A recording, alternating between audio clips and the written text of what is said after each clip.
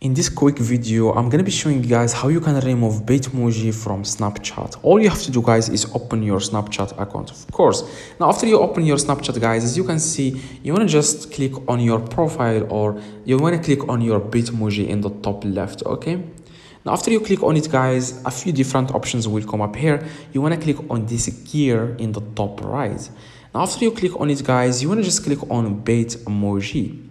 Now here you will find a few different options including remove my Bitmoji. You want to click on remove my Bitmoji and click on remove. Now if you want to add another one or you change, you want to click on create a vendor. You can select the gender in case you want to change the gender, for example this one. Now you just wanna do like change it.